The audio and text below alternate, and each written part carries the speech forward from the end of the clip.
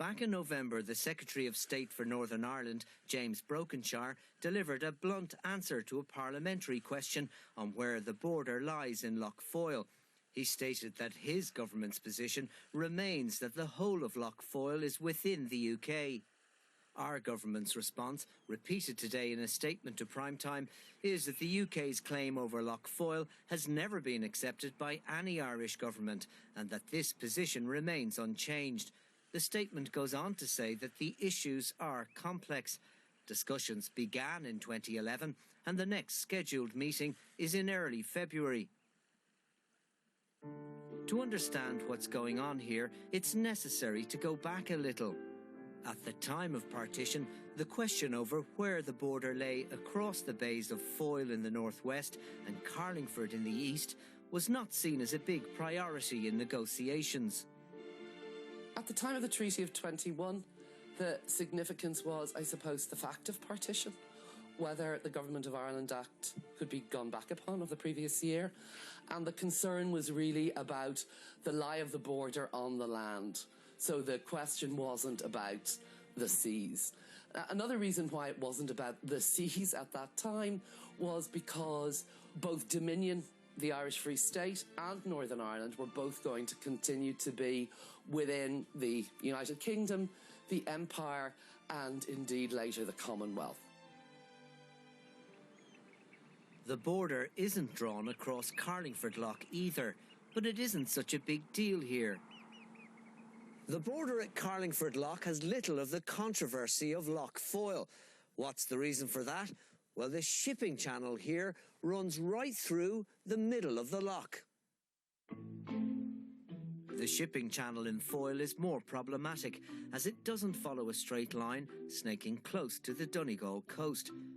This came into sharp focus during the Troubles, when two coal ships sailing towards Derry were sunk by the IRA from the Donegal side. It was around 9:30 last night that up to 10 masked men burst into the pilot's quarters overlooking Lough Foyle near Moville.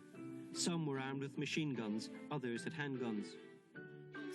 Fast forward to the Good Friday Agreement and the attempts to establish a joint agency, the Lochs Agency, to regulate fishing across both waters, and the question of where the border actually lies becomes crucial. To understand why it's important, I asked the man who wrote the textbook on Ireland and the law of the sea. If you don't have a dividing line, an agreed dividing line, all these issues become more problematic, to the extent that you really have a state of anarchy in terms of fishing regulations, pollution control, and all the rest of it, and security, of course. The UK's claim dates all the way back to the plantation of Ulster in the 17th century.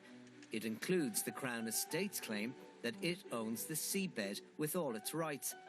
Local fishermen fear their traditional rights are under threat. They also fear the impact on native stocks from the farmed oyster species. I believe that these foreign invasive species is taking a lot of feed away from the native ones, and they're being starved somewhat.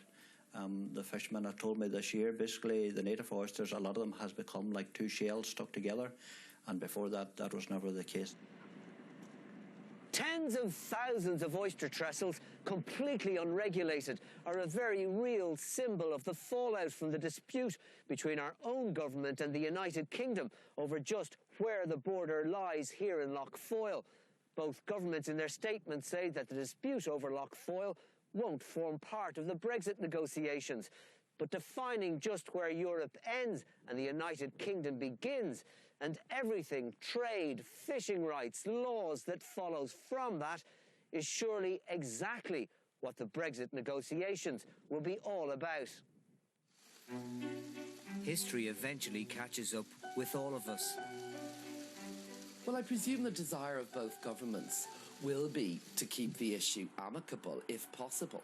Brexit does, in a way, change the map of the whole thing if we're talking about not just a land border between the European community and the United Kingdom of Great Britain and Northern Ireland on the land of this island, but also in the territorial waters. So it's potentially a very big issue indeed.